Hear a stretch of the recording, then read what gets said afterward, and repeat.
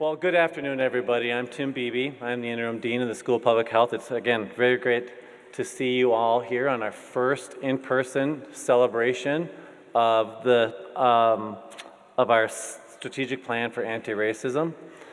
It's our second anniversary. We did it virtual last time, and it's great to see everybody here. I think we have 200 registrants, so people may come over, or maybe they're playing hacky sack or something outside.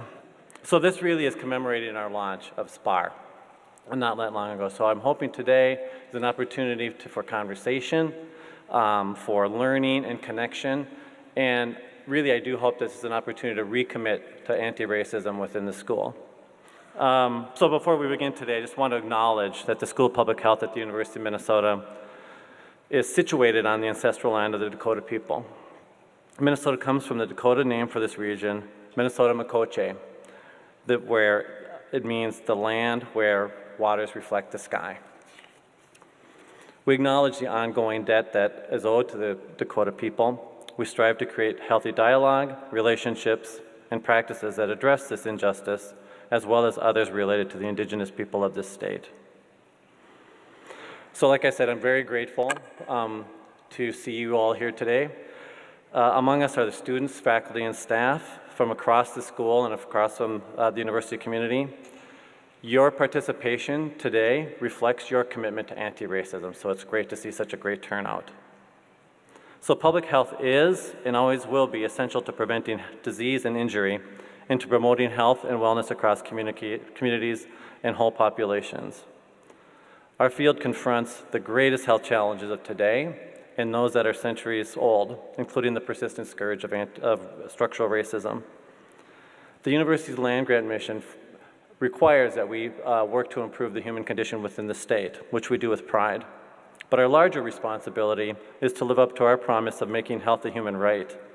We join with our partners every day to achieve that vision by taking a hard look at the conditions within our environment that impact health, well-being, and quality of life, otherwise known as the social determinants of health. Racism is embedded in every structure and system in our society and is the most consistent and powerful influence on the social determinants of health. Racism denies human right for health and is as deadly as any disease. Since George Floyd's murder by a Minnesota police officer on May 25, 2020, more than 250 cities, counties, and states across the U.S. have declared racism a public health crisis, finally bringing its destructive forces to the forefront of our public consciousness. Shortly after Mr. Floyd's murder, we established the SBH Office of Diversity, Equity, and Inclusion. We dedicated ourselves to exposing and dismantling racism's influence wherever it exists, including with our own walls, and to putting the experiences of Black, Indigenous, people of color, and American Indians at the center of our diversity, equity, and inclusion roles. In July of 2021, we developed our strategic plan for anti-racism. Since launching SPAR, our cool shorthand for the plan, we have consciously worked to work upstream and embed anti-racism, equity, and justice into everything we do. It permeates our whole sort of infrastructure. We have also developed a model for gathering, analyzing, and reporting data related to our anti-racism efforts. These data show positive shifts in our school's culture and climate, but we have hard work ahead of us. But we're convinced that SPAR has given us the foundation off which to work and continue our efforts toward an equitable school. The most important thing to remember is that each member of our school community must play a daily active role in achieving the change we seek. Indeed, to be anti-racist is to actively and consistently challenge racism in all its forms. Today, we bring together scholars, students, leaders, and community members to talk about our vision for anti-racism and the future we can choose to create.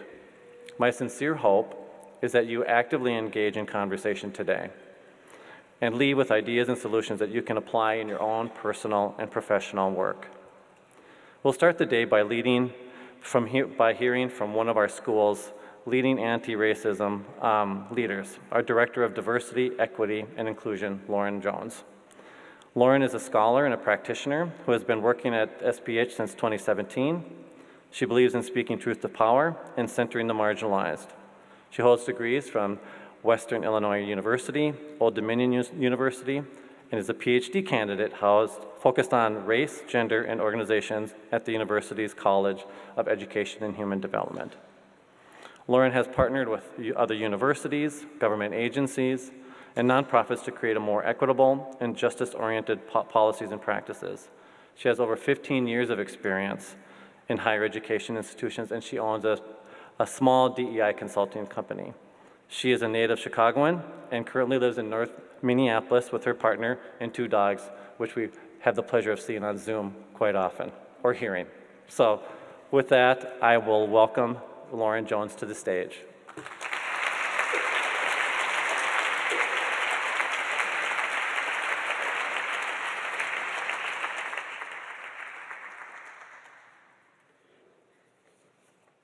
Thank you, Tim, and thank you all for showing up. This is so incredibly exciting to see all of you all after the last 3 years of work we've been putting in on this project. So I'm actually going to open with a poem. The poem is by Lucille Clifton. It's called "Won't You Celebrate With Me?" Won't you celebrate with me what I have shaped into a kind of life I had no model, born in Babylon, both non-white and woman. What did I see to be except myself? I made it up, here on this bridge between starshine and clay, my one hand holding tight, my other hand. Come celebrate with me that every day something has tried to kill me and has failed. So as I began to think about what I wanted to share today, I started to think where I often do with questions. The kind of questions for which the answers are always shifting and for which each person may have a different answer. What should public health be? How can we build the public health of tomorrow? And are we, SPH and public health, who we say we are? Are the kinds of questions we should all be returning to periodically. The kinds of questions that should perpetually guide and ground public health. Public health leaders in the work of anti-racism, anti-oppression, and health equity should also be grounded in these questions. These are the kinds of questions that invoke reflection, conversation, and, I hope, change. Organizational change is what brings us here today. I came to the School of Public Health in the summer of 2017, bright-eyed, bushy-tailed, and a little bit younger, but with still big earrings. I created initiatives and planned events that supported and honored the experiences of our students, faculty, and staff from marginalized communities. It felt good, and people told me that it was affirming. However, I wasn't convinced that the work was sustainable, nor that I was making the kind of impact that I wanted to make. In the fall of 2019, I began to have conversations about what it might look like to be doing this work with a real strategy. In April 2020, we assembled a committee of SPH faculty, staff, students, and alumni, of course, virtually. This is the beginning of the pandemic, of course. We started meeting. We could not know that before we could meet a second time, the world would shift yet again. George Floyd's murder, the brutal manner in which a sworn officer deprived him of his very breath, broke my heart. It also catalyzed a movement. Our city went up in flames, and in over 2,000 cities in 60 countries around the world, people loudly demanded justice, particularly for Black lives. Underneath our tears and rage, we were asking for the freedom to have the same full rights and opportunities as our white neighbors. We were, and are, only asking for room to chase joy. Well, those committee meetings, while at times tense and chaotic, eventually led to the school's strategic plan for anti-racism in July 2021. We familiarly call this plan SPAR, as Tim already mentioned. Today, we commemorate over 2 full years of making SPH, making a deliberate decision to pursue equity and freely and fervently making room for the historically marginalized and contemporarily excluded oppressed folks to chase joy. I want to acknowledge that while the anniversary was in July, we wanted to give our community the opportunity to gather in person, so we waited until everyone was back on or near campus to celebrate with you all. Today's SPAR, and more broadly, our work towards health equity, has drawn many of you to SPH as new students, staff, and faculty at SPH, as we engage some of our alumni and pique the interest of community partners. A few things I would like to highlight over the last year specifically include working with partners in SPH to publish an article about racism and anti-racism in schools of public health, the results of our fall 2022 climate assessment, which demonstrated significant improvement in trust, sense of belonging, and equitable processes for Black, Indigenous, and people of color in the school. New professional development opportunities, such as the anti-racist supervision training and engagement events for those from marginalized communities. Modest increases in the number of faculty, staff, and students from communities of color and those from American Indian backgrounds, and other highlights that are noted on the slide. Together, we have made so much progress. Of course, there will always remain challenges and detractors to this work. This summer, even though we were aware of how it would go, the U.S. Supreme Court issued a devastating decision against affirmative action that higher education will be navigating for perhaps decades. My job and this work has essentially been outlawed in states like Florida, Texas, and North Carolina. And private citizens and media outlets are more than eager to scrutinize everything we do, hoping that these scare tactics will exhaust or derail this work. They will not. As we continue into year 3 of SPAR, we are elated to welcome Dr. Melinda Pettigrew as our new dean in January. Interim Dean Tim Beebe and Dean Emeritus John Finnegan, who is also here with us today, have been wonderful supporters of SPAR, and I know they will continue to cheer us on from wherever they are. We have also identified several key priorities that we are focused on once this event is over. This was a huge undertaking, you all. We hope to soon welcome a new program manager to support the work of SPAR in units across the school. We are also working with our partners and leadership to make progress on our curriculum, as well as training for SPH employees. That said, our team of 2, eventually 3, is not equipped to move SPAR forward alone. We will continue to need the input and effort of everyone in our community, as well as those at the university, and anyone who believes this work is critical. Anti-racist health benefits everyone. So what are we celebrating today? Often I hear critiques about DEI and anti-racism being performative, and that criticism is rooted in the very real experiences of those who believe they would see progress and did not, time and time again. I have my own cynical moments. It is not my or our intention to put on a show or pat ourselves on the back for this work. After all, everyone should be doing the work of anti-racism, anti-oppression, equity, justice, liberation, and so on. This is not a self-congratulatory moment. Instead, we want to be intentional about taking moments to recognize our community for over 3 years of hard work, of difficult meetings, uncomfortable conversations, unwanted publicity, and for challenging racism and oppression on internal, interpersonal, institutional, and systemic levels. We are stopping to inhale a moment of joy. As Vanessa Garrison notes, every single thing that came to try to kill us has failed. We're still here. Generationally, we have come from survivors who found this beautiful alchemy to be able to source joy out of sludge. Additionally, we are constantly working to refill our mental, emotional, and spiritual cups in this work. To be perfectly honest, most days it feels like we are going into battle. We clothe ourselves in invisible armor as we prepare to defend our rights, beliefs, words, and values every single day. But this is a moment to set our armor and weapons to the side. This is a moment to provide respite, a moment for celebration and restoration.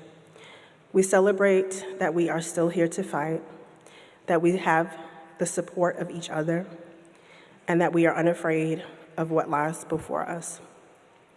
We're celebrating the contributions of those who are no longer here, as well as those who have recently joined us. We celebrate the futures that we are building. We gather to see, hug, share joy, and hear each other laugh. We gather to recalibrate, re-engage, and reconnect. We gather to eat and drink. We gather to learn from our fantastic scholars.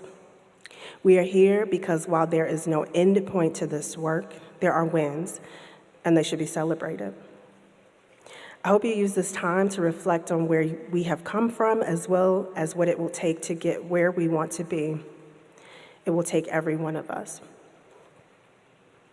So what's next for you? There are a couple of things I want to recommend. As I mentioned, there are a wide variety of roles and experiences in this room. Spend time with those you know and meet some people you do not. Ask what brings them here today and see what points of connection you can find. Identify aspiring allies, accomplices, and thought partners. Listen to, engage, and learn from our Pecha Kucha speakers today. After you leave here, spend some time looking back at your writing, thoughts, and social media posts from 2020. Consider the conversations you had while we were quarantined, on curfew, and confined to our homes and closest family and friends and thoughts. How have you changed? How has the world changed? What is there yet left to do? We also urge you to recommit, to keep challenging, and to keep changing. We will never arrive in this lifetime. SPAR comes to a conclusion in 2026, but you will need stamina for a lifetime of this work. I'll leave you with a final quote from Lilla Watson, an activist, artist, and educator of Aboriginal Australian heritage. She noted that while she used the phrase in a speech in the 80s, it was co-created with other Aboriginal rights activists. She said, "If you have come here to help me, you are wasting your time. But if you have come because your liberation is bound up with mine, then let us work together." Now I'd like to introduce Dr. Mercedes Ramirez-Fernandez. Dr. Ramirez-Fernandez currently holds the position of Vice President for Equity and Diversity at the University of Minnesota, bringing with her a wealth of experience spanning more than 2 decades in higher education administration. She is widely acknowledged for her leadership in equity, diversity, accessibility, and campus climate at esteemed institutions such as the University of Rochester, Virginia Tech, the University of Wisconsin-Madison, and the University of Illinois at Urbana-Champaign. She holds a doctoral degree from the University of Pennsylvania and a master's degree from the University of Iowa. Please welcome Dr. Ramirez-Fernandez to the stage.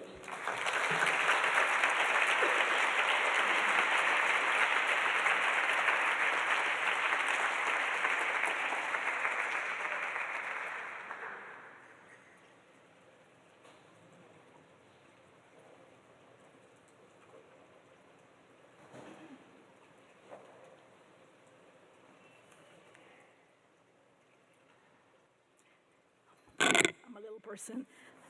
Good afternoon, everyone. Oh, good afternoon, everyone. Wonderful, much, much better. So, saludos, greetings, buenas tardes, good afternoon. I'm so delighted to be here, and thank you, Lauren, for the kind invitation. It's such an honor to be able to be up here and see all of your faces. So as Lauren indicated, I am Mercedes, and I use ella, she, and her pronouns. And I have been here at the University of Minnesota for a year. I have just completed my first year as of September, which has been a momentous year for me and for the people in my family. I would like to welcome our students and our faculty and staff, alums, those that come from the Minnesota State Legislature, community members. We're all here to celebrate the 2-year anniversary of the School of Public Health Strategic Plan for Antiracism, or SPAR. And this is just such an amazing thing.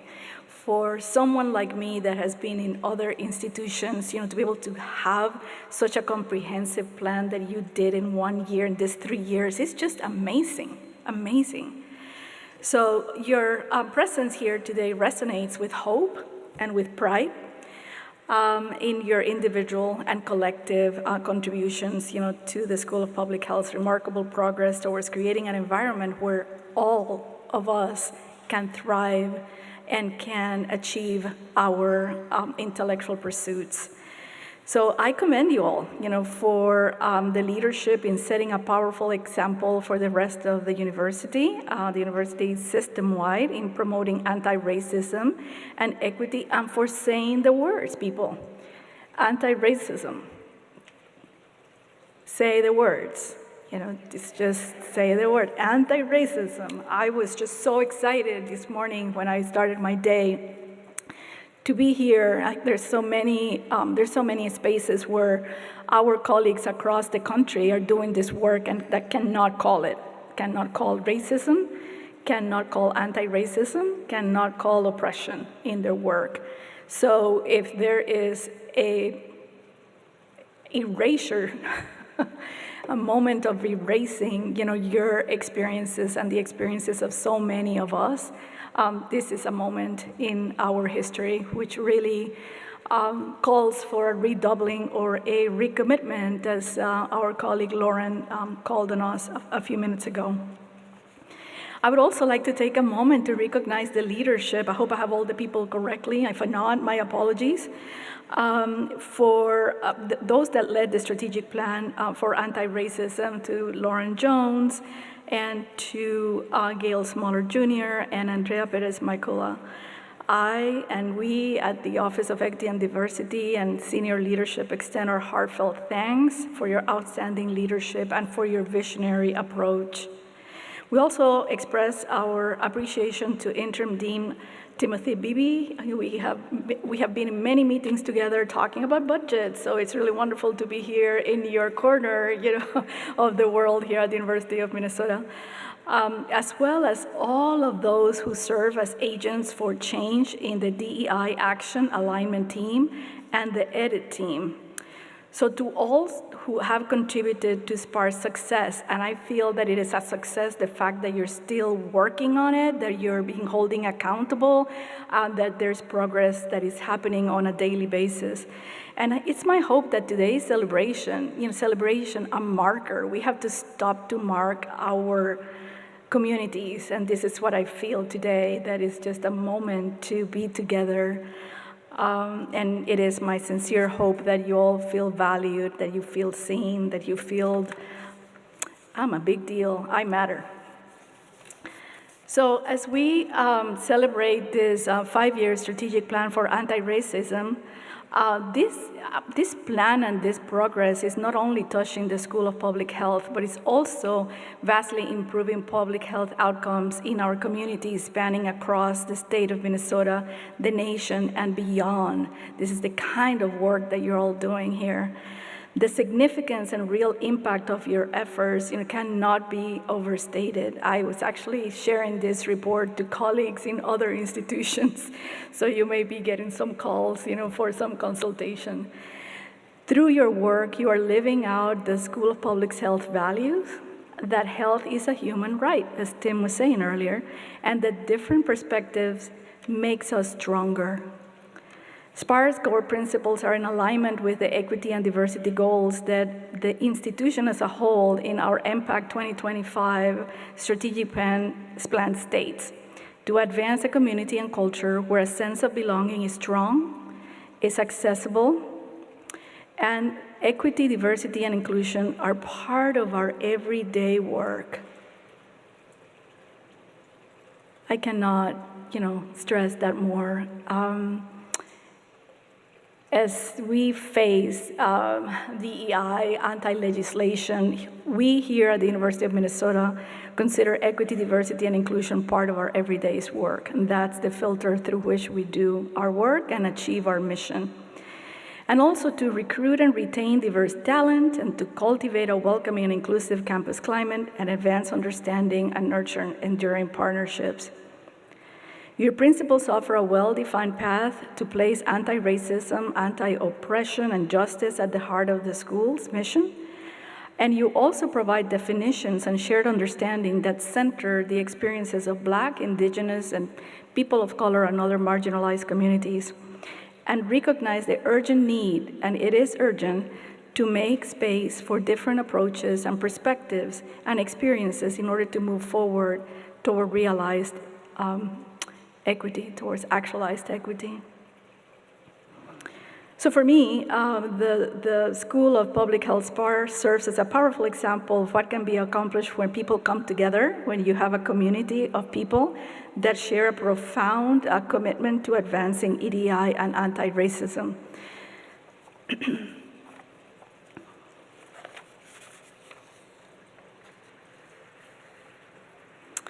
When I was reading your report, I also was able to see that there's progress in your faculty who identify as BIPOC and American Indian.